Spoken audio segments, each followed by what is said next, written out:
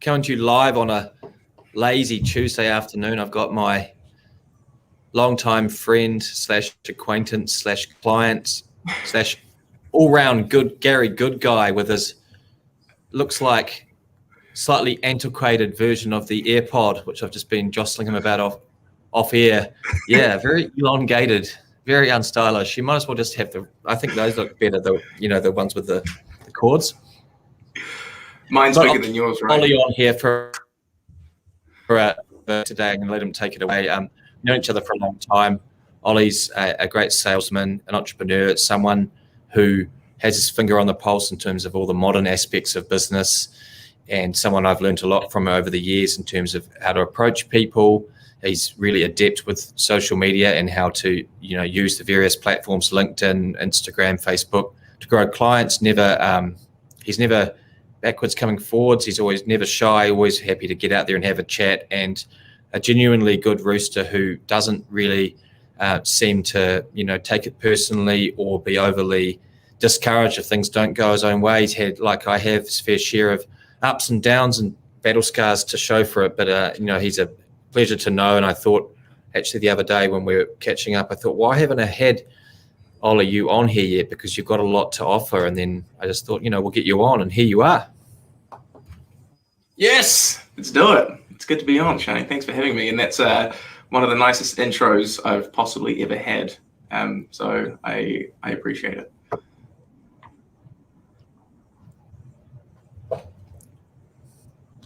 Bloody good. You actually say something. Well, I was going to say, where do we start? I'm Ollie. I'm all the things that Shane has said above, and I'm out on a new little adventure this year. Had been running an agency for the past 2 years, and then saw an opportunity to start a new business and attack a new market. And so, no doubt, we'll dive into that. But very high level in the social media game, predominantly on LinkedIn. I've noticed, talking to business owners, there are generally two reasons that they're not spending as much time as they should producing content for social media. And number one is they don't have enough time. They know the value, but they're just caught up in the day-to-day of everything else. Or number two, they don't have the expertise or the prowess to be able to do it. And there are a lot of done-with-you offerings out there, social media coaching and whatnot. And for business owners, it's often a waste of time because they just want an expert to outsource it to. And that's where we come into play. We basically go out, build people's audiences, create and produce content for them, and get them leads. So that's me. Do you actually do the heavy lifting for the client? Yeah, that's right. So literally from the get-go, when we bring someone on board, we do a kickoff workshop. We delve into the depths of their business and who their customer is on both a psychographic and a demographic level. And then we go out and find their customer on LinkedIn. We go and build that audience for them. We figure out what sort of content that audience wants to see. So it's generally stuff related to their fears, their challenges, their problems, their aspirations and desires. And so we have a fantastic team of copywriters who produce all that content, and we serve the audience with it. And then if appropriate on top of that, we'll also run outreach or prospecting strategies on top of that. And the goal is one of two things for business owners: short-term lead generation or long-term authority building. They want to be seen as the player in the market, the ego guy, the one who knows everything, the go-to. And so we can do one of those two things. Okay. The last part seems like quite an ostentatious goal for someone. If they're coming to you, clearly they have no idea how to. So what sort of people are coming to you? Is it startups? Is it people that have been in business like myself for nearly 10 years and don't really know where to start in terms of that whole side of things? Or is it a mixture? I mean, what sort of people are going to pay of getting to that rather grandiose perspective in terms of being the go-to, so to speak, within their industry? I've always hated the answer of it depends. I had an old mentor who said to me, when someone asks you a question, never answer with it depends, just give them a clear and concise answer. But this very much is an it depends. Like, for example, the first client who we brought on board is what you would classify as a social media expert. but he wanted to outsource all of his LinkedIn building to us. He runs ads on Facebook very successfully. He has a coaching business. He works predominantly with high-performing men. And so his business has been very successful on Facebook. When it comes to LinkedIn, there's absolutely an opportunity for him to just replicate his Facebook strategy across to LinkedIn, but he just went, I don't have time and I don't have the expertise, so I just want to hand this over to you. But then on the complete other end of the spectrum, we just brought on a client last week who is in business software automation, and he's an older gentleman, very, very wise and astute, and literally is the go-to person, but he's just not getting himself out there enough. He has all this fantastic IP in his head. They have some amazing clients, but they're just not getting it out there because he doesn't know what to do, and doesn't want to try and learn. They're not quite big enough to have resource internally for it. And so they've just said, look, you guys go and do it. You go and figure it out. Okay. LinkedIn seems to be all the craze. I've been watching stuff myself, trying to get my head around. It seems to be the main platform in terms of organic reach for definitely B2B, perhaps B2C as well. Can you just talk us through why your latest venture, which we've obviously been helping you with, some of the aspects of the setup around Good to Grow, which you're the CEO of. Can you talk us a little bit around why your offering is principally focused on LinkedIn as opposed to other platforms? Yeah, 100%. I'd seen over the past 2 years with working in the agency, what tends to happen over the life cycle of social media platforms is when they first start out, they have a fantastic organic reach because they want to get content creators onto the platform, give them free organic reach so that you bring more and more people onto the platform. And then over time, they want to monetize that audience by then reducing organic reach and increasing the focus on their media spend type model. So if you look at Facebook back in 2009, 2010, 2011, that was exactly what happened. Organic reach started to drop off. People started to complain. And then, oh, what do you know? Facebook have an offering where you can pay to further boost posts. And so the beauty of LinkedIn is it's been around for a hell of a long time, a lot longer than what most people are aware of. And yet the organic reach is still fantastic on it, primarily because there are just so many eyes and ears on the platform, but so few people creating content. So what happened with Facebook was, and same thing with Instagram, when you get this flood of content creators onto the platform, there's just the supply and demand drivers that suddenly mean that the organic reach starts to drop. But with LinkedIn, if we look at the numbers, there's 720 odd million users on the platform. 260 million of them are monthly users. And then of those monthly users, only about 3 million are producing weekly content. So you have just over 1% of the people who log in monthly producing any form of content on a regular basis. A lot of people that is a great, everyone, the world has really gone to anecdotal evidence. I think it's the sort of Joe Roganization of popular culture and media. I love Joe Rogan. I think he's awesome. I love his podcast, and I think he's super cool and he's relaxed and it's fun and it's entertaining. But the Joe Roganization, where everybody cites anecdotal evidence, which is really it's not even really evidence, really, is it? That's a bit of an oxymoron. But I love that. So you've just given some amazing. Can you run through what those numbers were again in terms of 260, 270? About what percentage of the monthly active users actually producing content? Because I think that's an incredibly critical point to make your broader point. Yeah, absolutely. So 720 million users total, 260 million of which are monthly users, meaning self-explanatorily log in at least once a month and look at the platform. And then only 3 million of them are producing content on a weekly basis. So even just a post with a word on it. And the crazy thing, the one other piece to add on to that is of those 3 million users who post weekly, there's about 9 billion impressions that they get on a weekly basis. So 9 billion people see those 3 million posts. So on average, it's about 3,000 viewers a post. So while you post on Facebook and you might get a couple of hundred people, if you want to get 3,000, you've got to start running ads. on LinkedIn, if you have a good audience and produce great content for them, you have 3,000 people on average who may well see a post, and that could be a value add thing for them. It could be a sales pitch, whatever it is. You've got 3,000 people who you haven't had to pay anything to get in front of, and that's incredible. And here's a chance to surreptitiously promote yourself and your business Good to Grow, Ollie. What do you guys do in terms of obviously taking away the pain and the friction point time, but what do you do without obviously giving away too much, although they say you give away 80% of what you do for free, and that's that 20%, the cream on the cherry on the top that people will pay you for to actually carry out for them. Where's the value in paying someone like you to run this for them, as opposed to training someone internally, or lo and behold, a one-man band doing it themselves? What's the value point? Where's the difficulty navigating around it? Yeah, good question. So there's two parts to that. And the first part I want to touch on is what we do very quickly and how we do it. But there's another part which I want to challenge you on, which is the give away 80% and then charge for 20. My argument to that would be give it all away for free and then personalize. And I'll explain that in a second. But I agree with that. Yep. Very simply, let's say we were to bring you on as a client, like if we use you as a use case.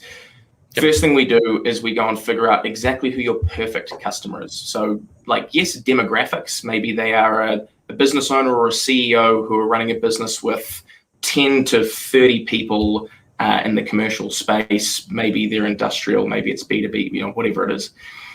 And from there, what we go and do is we figure out how to go and find those people on LinkedIn. So to start giving away some IP, if you don't already have LinkedIn Sales Navigator, that's the tool to use. It's $100 a month. We use that tool to find your audience.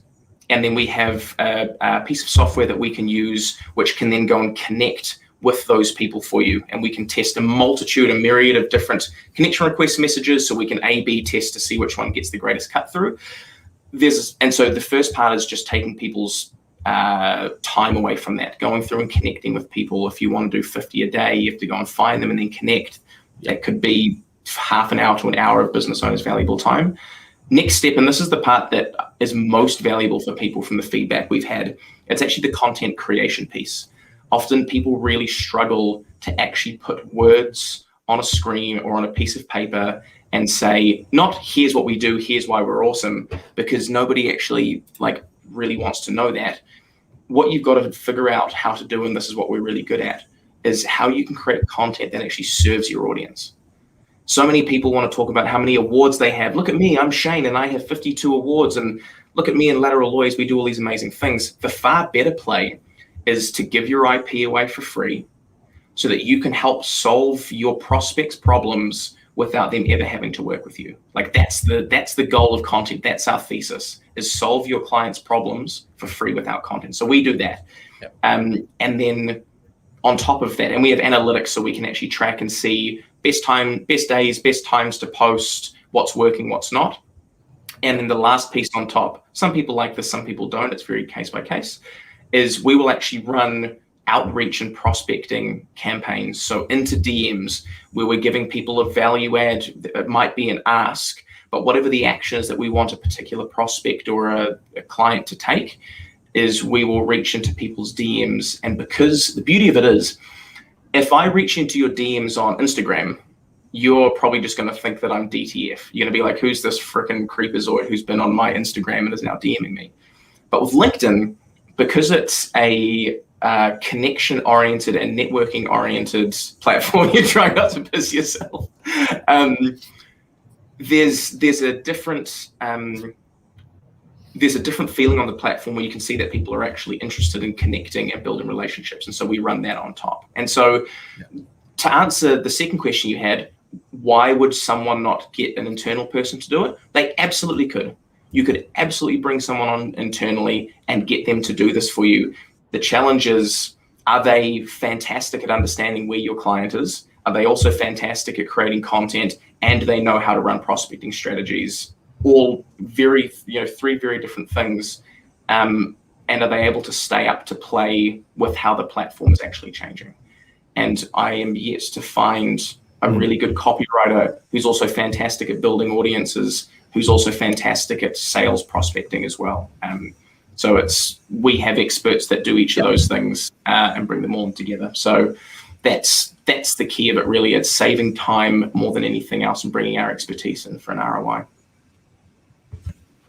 Awesome. Really, really cool. And I think, we do a lot of content, as you know, but one of the other things like you and I are doing right now is we're giving value to our audience about something that we don't know how to do that you know how to do. So people watching right now are actually getting free content on how to use LinkedIn better. So while we are a law firm, anywhere if I'm sitting here at home right now and I'm having a day off work, or if I'm a stay-at-home mum that also works part-time, and I look at my Facebook screen and I see these two clowns yammering on about this, that, and the other, there may be some value for someone right now going, okay, my business I've got selling, Christmas hampers from August to December. I know I could do a lot better if I did X, Y, and Z, and maybe LinkedIn is the wrong place for that example, but maybe on Instagram or whatever. And if that person can get one little nugget of gold out of what you've just said in terms of, I know my content is, really good, X, Y, and Z. However, it doesn't really hit home and hit any of those emotions that the person who would be looking for the Christmas hamper wants. It's probably not the best example, but you catch my drift anyway. How, that giving away that has given you and I both more exposure. And the next time that person sees this little feed, they may go, actually, I learned something mildly useful last time. Next time it might be about something we actually do charge for, and we do that. Ultimately, we want to buy a house, or you have a shareholder dispute, or you have an issue with your landlord because we go into lockdown again and you need some sort of relief, and you want to ask me contractually, do I have that relief? Maybe we can solve that. So I think the whole concept of giving away content, and the next thing I'm going to ask you to talk about is how you queried me on the 80-20, and I want you to elaborate on that. It'll be great for my own benefit more than anybody else. But I just think the whole give and without any expectation of directly receiving an equal amount in return is a massively powerful behavior to adopt. And I know that ever since we've stopped holding our cards as close to our chest as we used to, created a lot of content and given away a lot of that, we get a lot more calls and we get a lot more interactions that aren't necessarily profitable per se, but we have so much more energy around the business and so much more interaction, and as a result our revenue streams definitely increased because of the whole energy we've created through channels such as this. So to wrap that part of the conversation up, I fully buy into what you're doing. I fully think there's an amazing market for a company like yours to get in there and package up in a economic way for companies who need to run this sort of strategy. Because I heard something the other day, if you're not a social media company in 2021, you're not a company. If you don't have some sort of platform or way, it's the way of the future in terms of, I saw someone talking the other day about how commenting on LinkedIn stories or LinkedIn topics and interacting with people is actually a way of showing your wares, so to speak, or your ability, but also your personality and what's the cut of your jib, as opposed to in the old days you might be in the pub doing that, or at a golf tournament, but now you're interacting on LinkedIn. That's a way of networking. I never thought about it like that. So no, I get our girl we've just hired to, come in and talk to me. How are we going to start jumping in? Go and find some conversations where I could go and annoy the shit out of these people to try and get some. 100%. And I think it's just networking at scale in a funny way, right? Like if you're at a pub having a conversation with someone, you're probably going to have to talk to that person back and forth for 20 minutes before you can say, hey, Shane, good to chat. I'm going to go and talk to another bloke. This way, you can go and find a post, leave a little piece of value on it. And value isn't, hey, Shane, awesome post, mate. Value is, hey, Shane, great post. Love point number 2. I didn't quite understand what you meant by this. This has been my experience with that. What do you think? And then you could take half an hour out of your day every day and just spend that replying to people's comments. And that's the value add. And then the beautiful thing is all of their audience, or a lot of their audience, I should say, will also see your content. and be able to not only interact with your comments, but may also start seeing some of your content off the back of that as well. So you get an extrapolated effect of that too, which is cool. More value, full of value. Can you elaborate a bit more for us about what you talked about, giving it all away and then personalizing it as a strategy? Yeah, totally. Like if there's one thing that I could suggest everyone does, it's literally this, and it's without any bounds or line in the sand, give away all of your best secrets, give away all of your best IP, give it all away for free through your content. And there's a really subtle distinction that I'll make before I explain this. When I say give it away for free, it's not actually giving it away for free. There is a value exchange, and the value exchange is you're giving away your IP, and in return, you get data, either their personal data because they've signed up to something or opted into something, or more importantly than that is you've got their attention. And so what I've learned is, while I think for many years the value has been in IP, now that you have the internet that's come into play and information is being commoditized in a way because of Google and YouTube and all of these social platforms, IP is now literally getting commoditized, and the real value isn't done for you, right? So you think about being a lawyer, for example, and you probably don't need to think about that too hard because you're actually a fantastic lawyer. The value isn't in your IP. The value is in you executing that in a particular personalized situation to a client.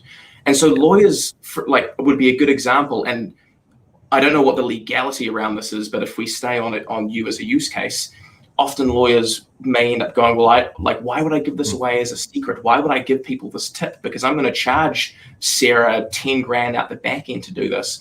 So if I give it for free, she won't want to pay me because she'll just be able to go and put this clause into her contract herself. But what people fail to realize is the value isn't in the IP. If Shane goes out and gives the best tips and secrets for shareholders agreements, what Sarah will end up doing is, yes, there's a small chance she'll go, oh, I'm going to go take this tip and execute it myself. But what she'll probably, or most probably do, is go, holy shit, Shane knows what he's doing and the team knows what they're doing. They're giving away all this fantastic content while their competition aren't. I need him to come in and personalize that little piece of IP to my business. And so that's the real value. When all of your competition are only giving away 50% or 80% of their IP and you're giving away 100% of it, you're the one who grabs all the attention. It's a Gary Vee thing, right? And then off the back end, the value comes into play. How you monetize that is through personalization. So prime example for us, we're literally living our strategy, which is I'm giving away and will continue to give away all of our best secrets for how to build your LinkedIn yourself. So you never, ever have to pay us a cent to do it. And what 2 people have already come and done is said, Ollie, I loved your post about how to do X, Y, Z about LinkedIn. I don't have time to do it. I want to have a conversation with you about how you could just do it for us. And then we sign them up as a client. Now that wouldn't have ended up happening if I didn't give it all away. So that's at a high level, that's the thesis.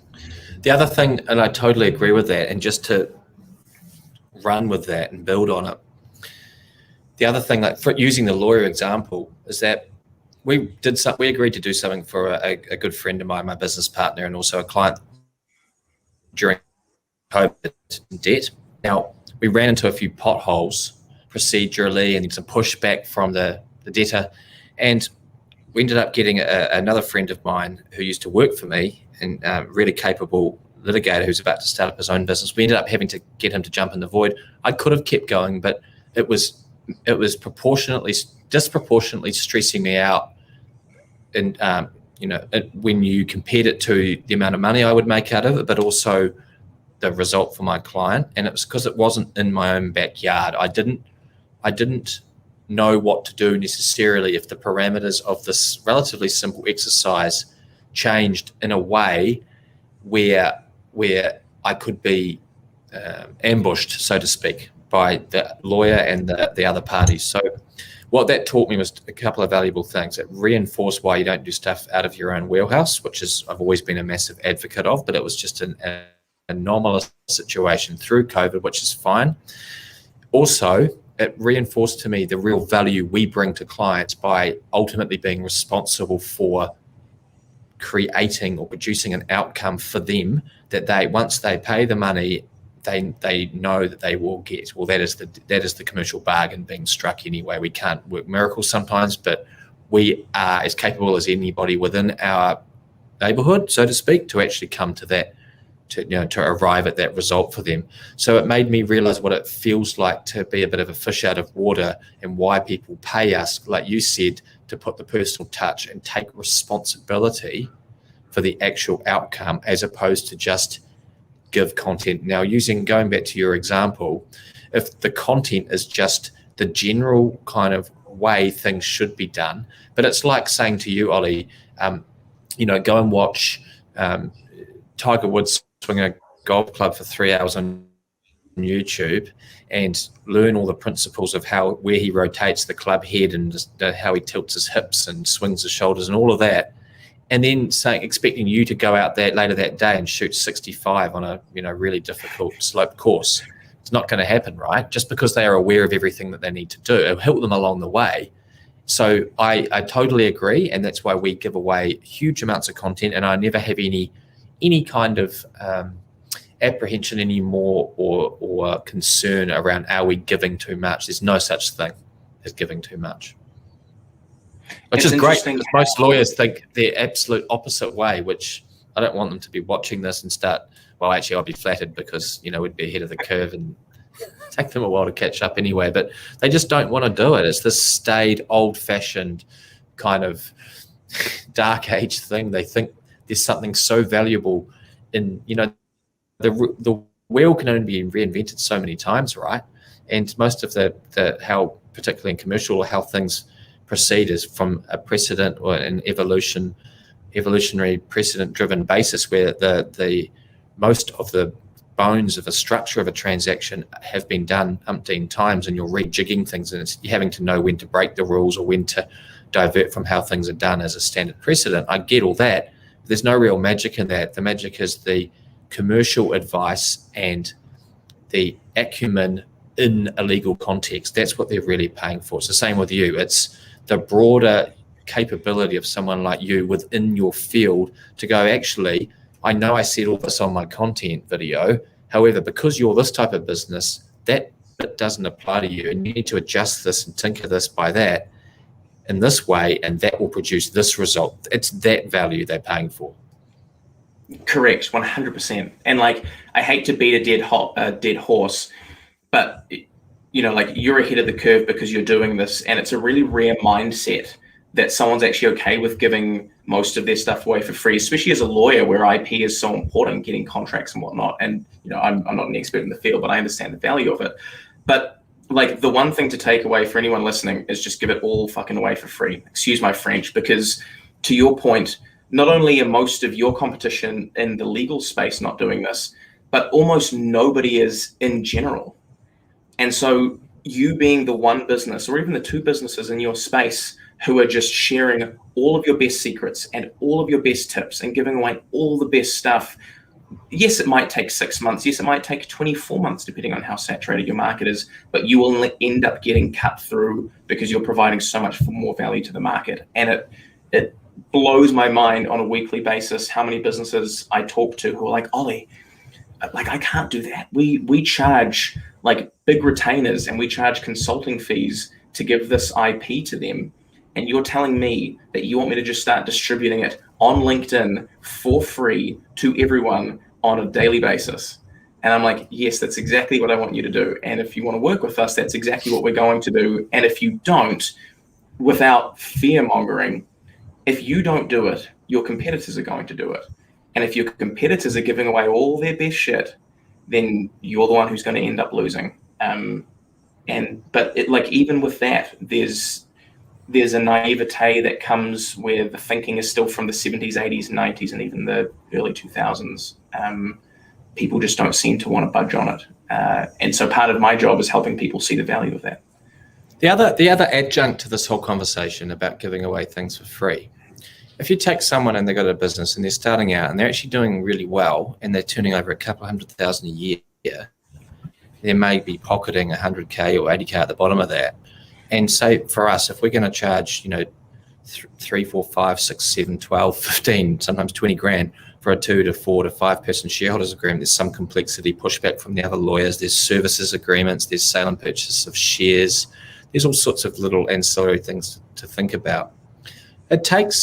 That's a lot of money to a business. I was thinking about this the other day, that is just finding its feet like that. So short of a small equity stake or maybe some generous credit terms, the people that are getting that content and potentially going off and having some sort of, attempt at doing it themselves, maybe for a lot of those people, maybe it is a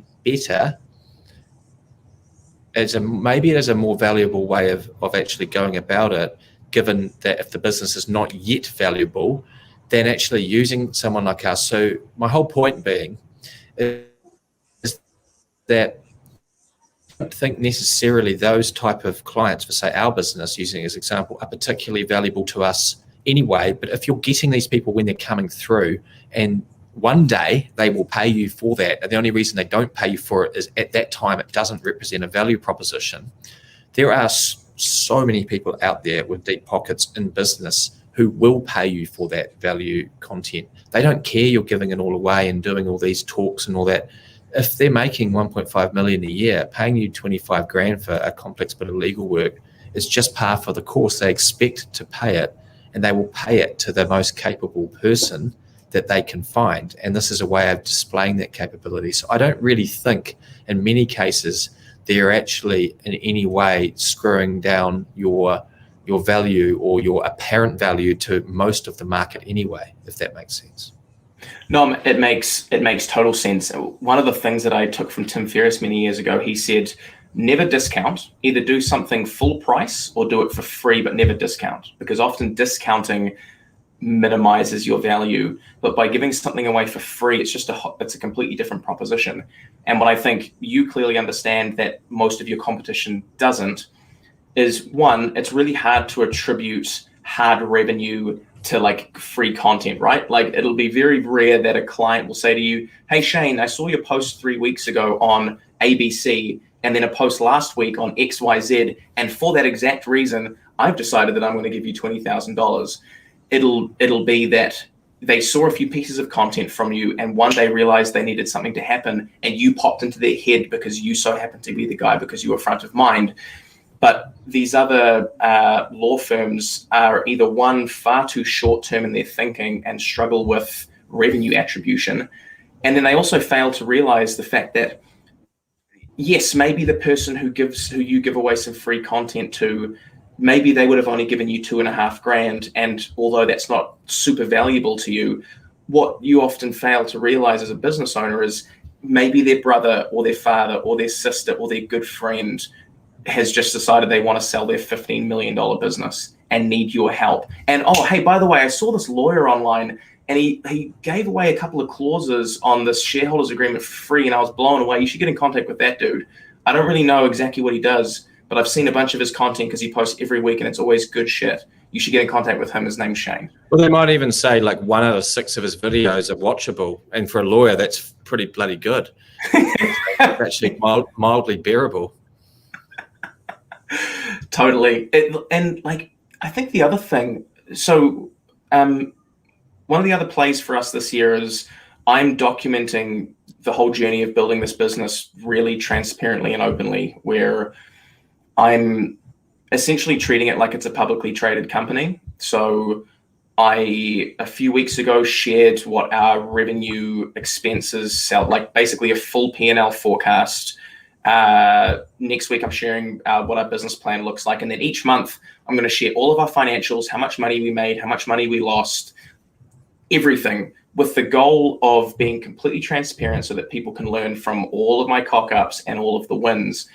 And I had a guy call me yesterday who said that he'd like me to come on his podcast and interview me. And I said, why? And he said, because there's so much value in what you're doing, because you're being so open and so transparent. Like nobody else really seems to be doing that. And I want to have you on because you're just not full of shit. And most people seem to be full of shit.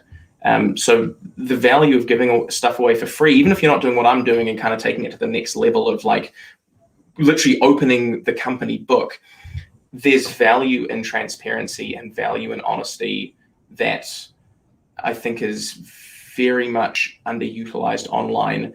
And business is saying, by the way, we value honesty and integrity and trust.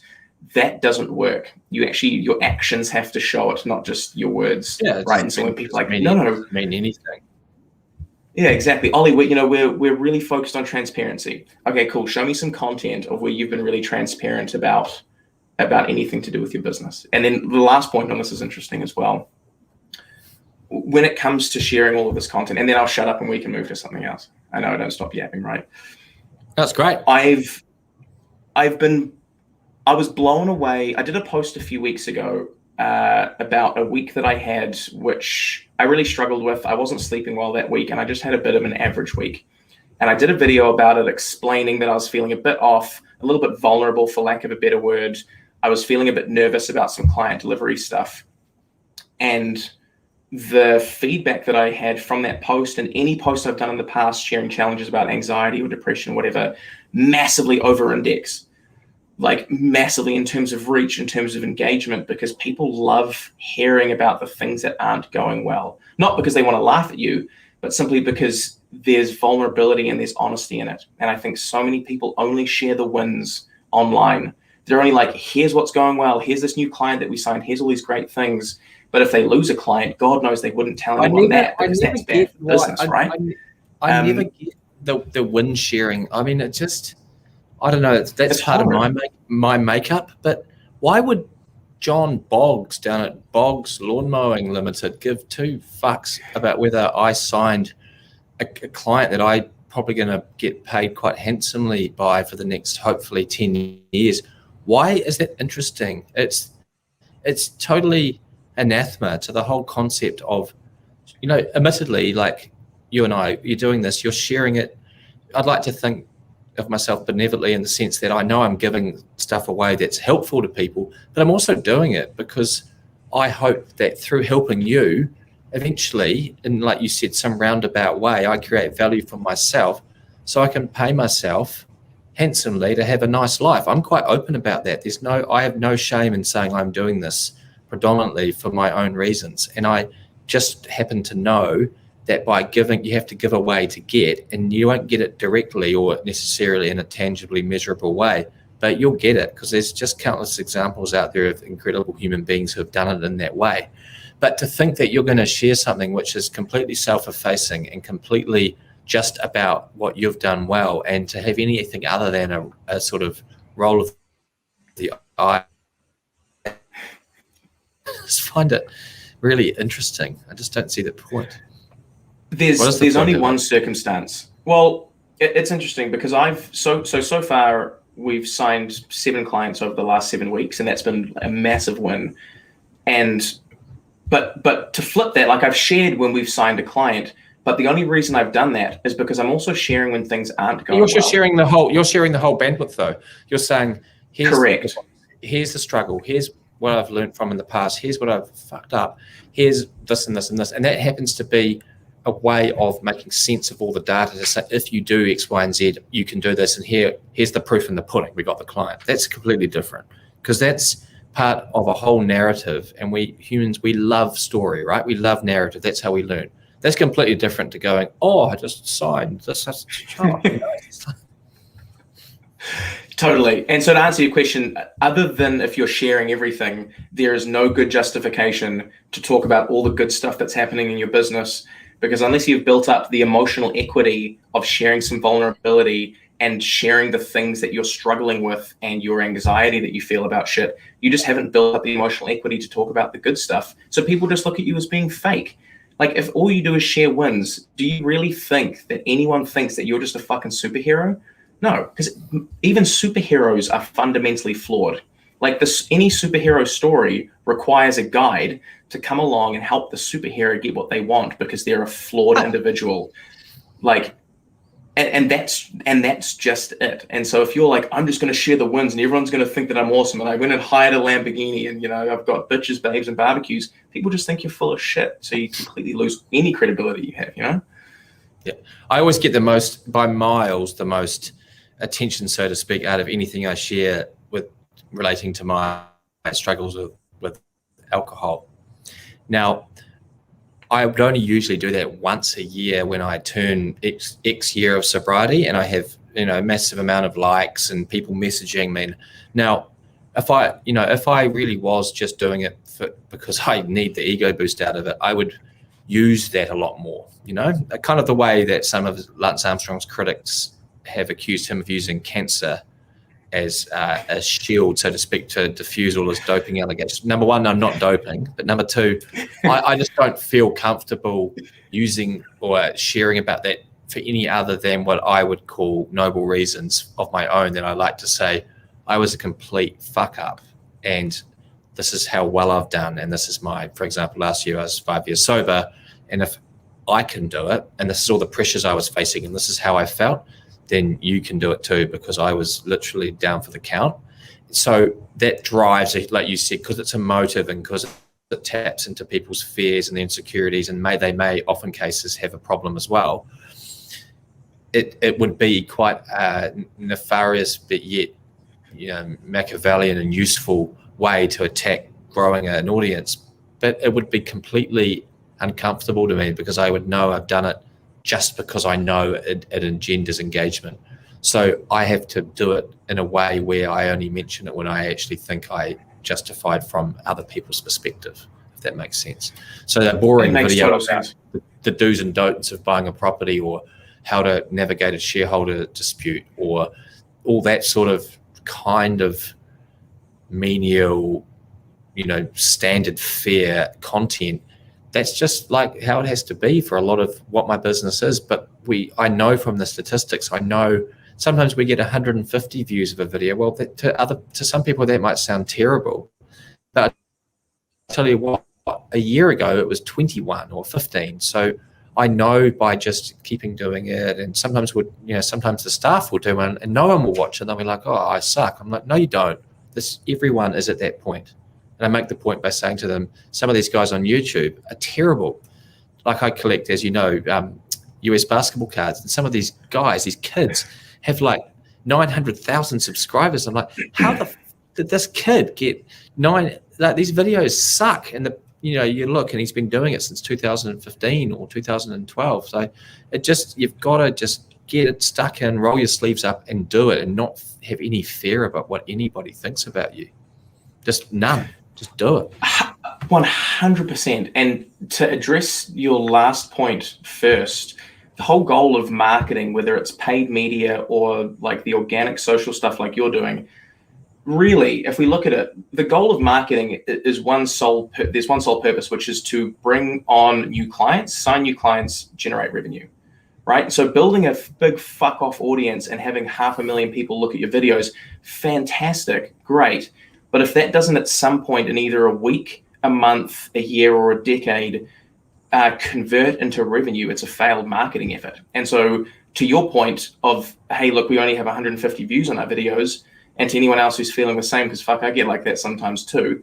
If those 150 people are all potentially intentional buyers, or someone who sits in your target market, that's infinitely more powerful than having 20,000 15-year-old kids watch your content when you're doing stuff on legal, versus 150 CEOs or business owners in New Zealand who could turn into a $30,000 client for you, right? And then your first point around authenticity, I think that's the most important part, to do with your sobriety and the increased engagement on those posts. Ultimately, it comes because you're being completely true and authentic to yourself. And if you decided to use that as a tactic and started sharing it more, you would subconsciously actually show people that it was a tactic, because it wouldn't be real and people would see through it, and they'd realize you're full of shit and you are leveraging it to build an audience. But if you genuinely wanted to use it and start sharing content on a weekly basis about your sobriety, if that was really genuine to you because that's the path you wanted to go down, people would feel that too. And it's interesting because I scrolled through your feed, half an hour before hopping on this, just to see like some more of the stuff you've been posting. And I saw that most recent video about your 5-year anniversary, and it was just real as shit, like really real. And all the engagement was super positive. And like, people say, "Oh, well, Ollie, like let's say hypothetically, I've been 5 years sober, and I go, well, I don't feel comfortable sharing that. Well, cool, then don't share that, Sarah or Becky or Bruce or whoever. But share, you'll have a line, you'll have that thing that you'll feel comfortable sharing, and start with that and be really real about it. And then when you realize that nobody laughs at you for sharing your innermost fears, and actually people respect you, even if they think you're a bit of a numpty, they still massively respect you. And then you can just kind of like push it to the next level and to the next level. And then suddenly you're like sharing stuff that you never thought you'd share with anyone. And you're telling 500 people on the bloody interwebs about it, you know? Yeah, I don't even like, actually, I'd rather do this stuff. I don't even like doing those videos and shares, but I tell you what, I always try and think of it unselfishly, to the extent that back in 2015, when I was down for the count, if I saw some guy like me doing that, I know what I would say out loud to my mates. I'd be like, look at this guy's unbearable, like sanctimonious penis. Like, I'd just be like, just get him off the screen now, you know?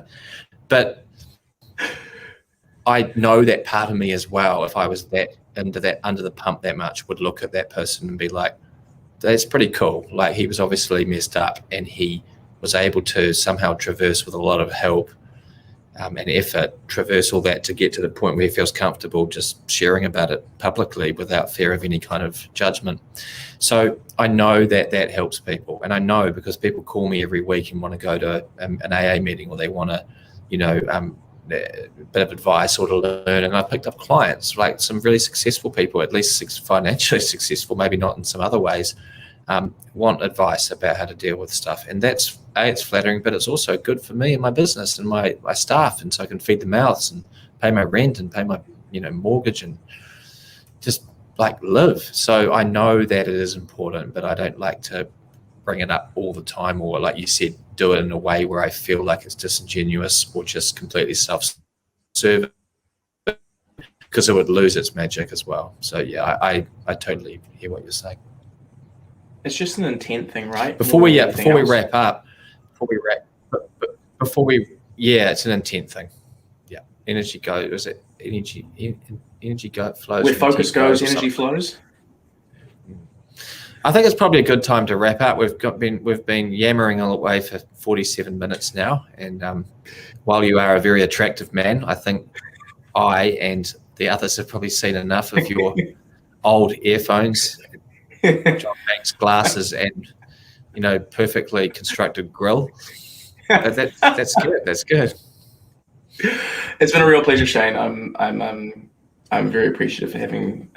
No, it's great.